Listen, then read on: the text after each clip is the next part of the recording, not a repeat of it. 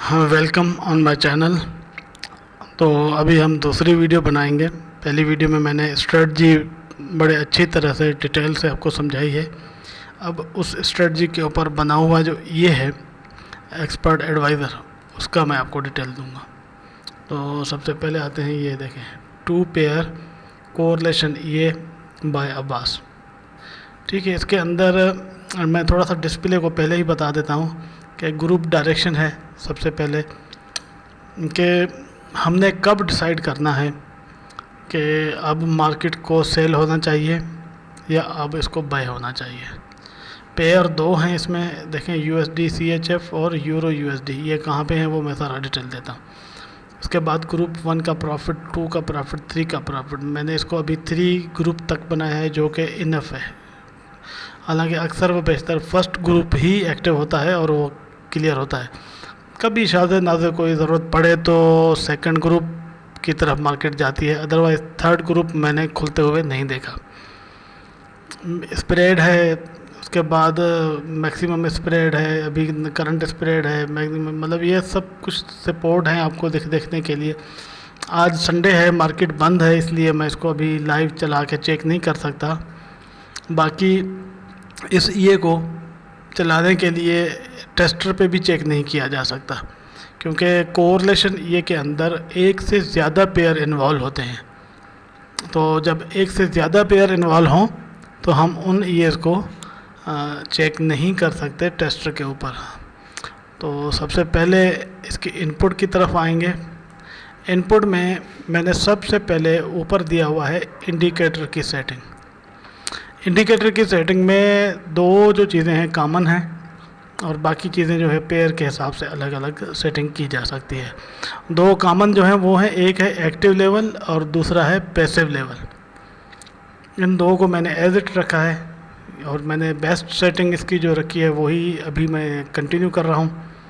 उसके बाद जो है पेयर का नाम यहाँ पे लिखना है। पेयर का नाम, अगर पेयर के नाम के साथ, जैसे यहाँ पे देखें यूरो USD पीछे एम लिखा हुआ है, जो कि हर ब्रोकर अपने हिसाब से देता है, तो इसको भी यहाँ पे ऐसे लिखना पड़ेगा, अदरवाइज़ ये इसको नहीं डिटेक्ट कर पाएगा। मीन के पेयर के साथ जो प्रीफिक्स या सुफिक्स जिसे हम कहते हैं, इन दोनों को भी ऐड करना होता है। एज इट पेयर लिखना है जैसे कि आपको ब्रोकर ने प्रोवाइड किया है। MA पीरियड है, उसके बाद इसके अप्लाइड है, क्लोज प्राइस के मेथड्स हैं, एवरेज है, उसके बाद इसका मेटिंग का एक ऑप्शन है वो है। इन सब को जो है इंडिविजुअल सेट किया जा सकता है, लेकिन मैंने क्योंकि इनके बेस्ट सेटिंग ऑलरेडी जो है वो रख दी है, तो no need to change this.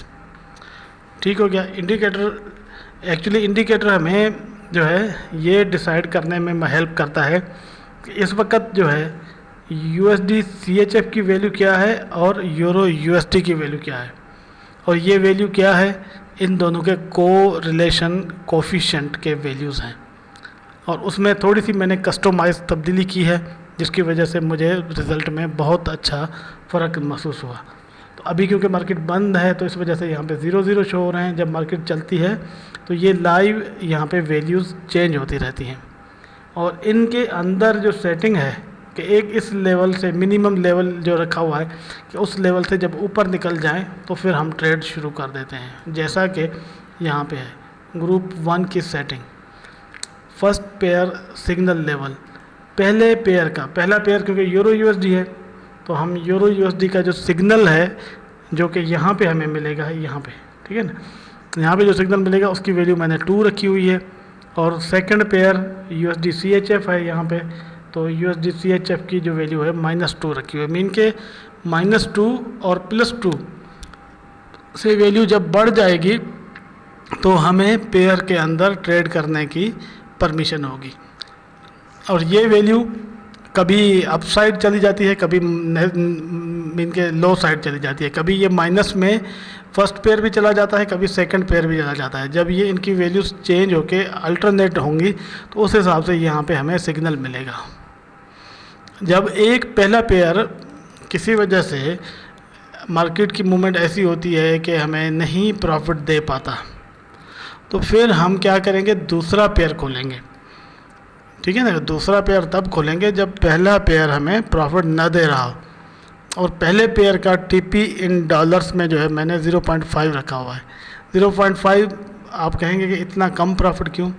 आप यहाँ पे 2, 3, $5 जैसा रखना चाहें रख सकते हैं, लेकिन क्योंकि मुझे पता है, मैंने काम किया है इसके ऊपर, तो मैंने देखा है कि अगर मैंने इसको 0.5 रखा है तो ये 0.5 का टारगेट अचीव करना बहुत आसान है।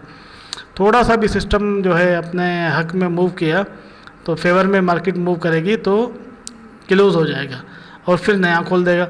इस तरीके से हो सकता है कि 3-4 मरतबा ये खुल के बंद भी हो जाए और वो प्रॉफिट हमें बुक हो जाए और हम बड़े फिगर रख दें $3, और हो सकता है कि वो उस तक टच ना करे, 2 तक आए फिर वापस चला जाए। तो फिर वो हम देखते रहें कि या तो हमें वो थोड़े थोड़े करके $2 अचीव करने चाहिए, या फिर जो है 3 के इंतज़ार में वो 2 भी ज़ाया करने चाहिए। तो मेरा बेहतर डिसीजन यही है कि इसको 0.5 रखना ही बेहतर रहेगा। उसके बाद सेकंड पे जाएंगे। सेकंड पे जाने का मकसद है कि $5 लॉस हो जाए। जब पहला ग्रुप किसी वजह से $5 लॉस कर ले तो फिर सेकंड ग्रुप खोल दो। Same direction, same values, same हर चीज़। यहाँ पे हमने 0.02 वैल्यू की हुई है। यहाँ पे इसकी जो प्रॉफिट लेवल को बढ़ा के हम 1 भी कर सकते हैं ताकि हमारा सेम रहे, क्योंकि यहाँ पे 1 था, यहाँ पे 2 है, तो इसको प्रॉफिट को भी हमने डबल कर दिया। इसी तरीके से जब किसी वजह से ये वाला ग्रुप भी ना खुले, मतलब क्लोज ना हो और वैल्यू और बढ़े, तो फिर $10 से जब ऊपर जाए तो फिर ये वाला सिस्टम एक्टिव हो जाएगा, 3 वाला, और इसकी वैल्यू जो है हम 1.5 कर देते हैं। तो इस तरीके से इसको हम चेंज करके अपनी मर्ज़ी से सेट कर सकते हैं। 1, 2, 3 ग्रुप तक देखा है मैंने, लेकिन मैंने नहीं देखा कि तीसरे ग्रुप की ज़रूरत पड़ी हो कभी। हाँ, बाकी अगर वैल्यूज़ को गलत रखेंगे तो फिर तो कुछ भी हो सकता है। उसके बाद है जो है अपना अलाउड स्लिपेज, एक्स्ट्रा सेटिंग है, उसमें स्लिपेज अपनी दे सकते हैं कि मार्केट में कितना स्लिपेज इसको चाहिए, कम ज़्यादा करके अपनी कंट्रोल कर सकते हैं। मैजिक नंबर, जब भी इसको 1 से ज़्यादा चार्ट पे चलाएं तो लाजमी तौर पे मैजिक नंबर को चेंज कर देना चाहिए। ये का कमेंट्स है जो कि अपनी मर्ज़ी से सेट किया जा सकता है। मैक्स ग्रुप स्प्रेड अलाउड, हाँ ये भी एक बड़ी इंपॉर्टेंट चीज़ है। मैक्स ग्रुप का मकसद है कि इसमें तो 2 पेयर होते हैं, तो 2 पेयरों के टोटल जो है स्प्रेड, ये स्प्रेड हमें शो हो रहा है यहाँ पे, स्प्रेड नाउ, ये वाला स्प्रेड नाउ, यहाँ पे जो है आपको वो स्प्रेड शो होगा जो इस वक्त मौजूद है। और इन 2 पेयर के अंदर स्प्रेड कभी कभी कम भी ज़्यादा होता है, जो सबसे कम स्प्रेड हुआ होगा वो यहाँ पे शो हो जाएगा। इनके जो मिनिमम स्प्रेड होगा उन 2 पेयर का वो यहाँ पे शो हो जाएगा, और यहाँ पे मैक्सिमम आपको शो हो रहा होगा। आप मिनिमम स्प्रेड से थोड़ा सा ऊपर रख दें ताकि आपको बेहतर रिज़ल्ट मिलना शुरू हो जाए। उसके बाद है जी टाइम फ़िल्टर। टाइम फ़िल्टर को यूज़ करने का मकसद ये है कि हम उन टाइम पे ट्रेड करें जो कि हमारे लिए बहुत बेहतर हों, क्योंकि आपको पता है कि रात के 11 बजे के बाद ट्रेड करना फजूल है, स्प्रेड भी बढ़ जाता है और मार्केट में मूवमेंट भी नहीं रहती। तो उस टाइम अगर कोई ट्रेड खुले तो वो क्लोज़ होने में भी टाइम लेगी। तो इसलिए हमने कोशिश की है कि इसको जो है ना उस टाइम से ही हटा दिया जाए। अब ये सर्वर टाइम है, ठीक है ना, आपको समझने की ज़रूरत पड़ेगी। सर्वर टाइम यहाँ पे शो हो रहा है ये मार्केट वॉच के अंदर, इसके हिसाब से इसको एडजस्ट करना होगा अपने जो है ब्रोकर के सर्वर के हिसाब से और लोकल टाइम के हिसाब से। उसके बाद जो है ये स्क्रीन के ऊपर जो चीज़ें शो हो रही हैं उनके बारे में कुछ मालूमात है कि यहाँ पे इनकी कलर हैं, इनके विड्थ है, लाइन में गैप है, ये सारी चीज़ें। अब आते हैं कि कहने का मकसद ये है कि इस पूरे सिस्टम में जो असल चीज़ है वो है स्ट्रेटजी, कोरिलेशन की स्ट्रेटजी। इस कोरिलेशन की स्ट्रेटजी के अंदर आप बहुत सारी चीज़ें जो है नई ऑब्ज़र्व करेंगे जो कि पहले आपने इस चीज़ को कभी नहीं देखा होगा। बहुत पुराने ट्रेडर जो है ना उन्होंने भी इस चीज़ को नहीं देखा। आजकल जो है ना नई नई चीज़ें जो है बड़ी मार्केट में आ रही हैं, तो ये इस सिचुएशन को या इस मसले को जहाँ पे हम फंसे हुए थे 3 साल से हल करने के लिए मैं आज आपको बता देता हूँ कि मैंने जो सहारा लिया है वो है AI या चैट GPT। मुझे कुछ लॉजिक्स जो है वो नहीं हो रही थी क्लियर, तो मैंने जब वो जाके चैट GPT से पूछी तो उसने मुझे उसके बेहतर सॉल्यूशन प्रोवाइड किए, एक से ज़्यादा सॉल्यूशन मिले, फिर उन सबको एक एक करके आजमाया, जो सबसे बेस्ट मिला फिर मैंने उसको रखा। और टेक्निक जो थी इसकी वो मिली मुझे, अपने क्लाइंट है मेरा स्पेन का, वहाँ से, और मैंने ये 4 साल पुराना पेंडिंग में पड़ा हुआ प्रोजेक्ट जो है कंप्लीट कर लिया है। इस प्रोजेक्ट की ख़ास बात जो है वो मैं आपको दोबारा रिपीट कर देता हूँ कि इसको कम से कम जो है अमाउंट पे चलाया जा सकता है, जो कि हम लोग जो है यहाँ पे लोकल जितने भी लोग हैं ये कम अमाउंट पे काम करना चाहते हैं, 100, 200, 300 डॉलर, तो उनके लिए ये बेस्ट एक सिस्टम है। अर्निंग इसकी नॉर्मल है, कभी भी मैं इसको जो है हाई अर्निंग में नहीं शामिल करूँगा, क्योंकि ये डेली बेस पे 5 से 10 डॉलर बनाता है अगर आप 0.01 के हिसाब से काम करें तो। हाँ, अगर इसको बढ़ा देंगे तो उस हिसाब से बढ़ता जाएगा, क्योंकि हम किसी भी ईए की मिनिमम साइड से ही काउंट करते हैं कि इस ईए की मिनिमम अर्निंग कैपेसिटी क्या है। मैक्सिमम तो अपने हाथ में, अमाउंट बढ़ाते जाएं, लॉट साइज़ बढ़ाते जाएं, वो हिसाब बढ़ता जाएगा, उसका कोई इशू नहीं।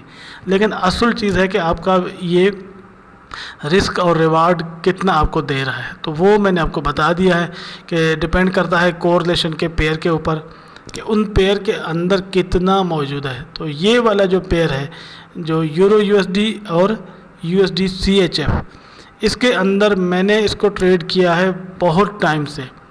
मुझे इसमें पूरे में जो मैक्सिमम जो ड्रा डाउन है वो $15 तक मिला है। मीन के $15 से नीचे तक ट्रेड रही है, इससे ऊपर नहीं गई कभी भी, और डेली की अर्निंग 5 से 10 डॉलर तक आ जाती है। बहुत उम्दा है, बहुत, मतलब अगर $100 पे अगर आपको $5 भी मिलते हैं तो महीने का $100 तो पक्का ही पक्का है। तो इससे ज़्यादा अर्निंग की क्या तवक्को की जा सकती है, जबकि ड्रा डाउन भी कंट्रोल्ड हो। तो मेरे हिसाब से मेरी लाइफ का बेस्ट जो प्रोजेक्ट है उनके अंदर मैं अगर इनको काउंट करूं तो कोई मतलब मुज़ायका नहीं है, या कोई वो मतलब बात को बढ़ाने वाली बात नहीं है। आपको मैं स्क्रीन पे एक अकाउंट अपना शेयर कर रहा हूँ, ये देख लें, इसको लॉगिन कर लें, डिस्क्रिप्शन में भी आपको इसका डिटेल मिल जाएगा, और फिर इनको लॉगिन करके देखें कि इसके अंदर जो है ना, इसी वीक में ही मैंने ये रोबोट स्टार्ट किया है ताकि आप इसको अच्छे तरीके से देख सकें और समझ सकें। और फिर जिसको समझ आए तो इस ये की कॉपी भी हासिल कर सकता है, इसका फुल वर्जन भी ले सकता है, इसका सोर्स कोड भी हासिल कर सकता है। ज़ाहिर है हर चीज़ की अपनी अपनी कीमत है अलग अलग से। Thank you for watching.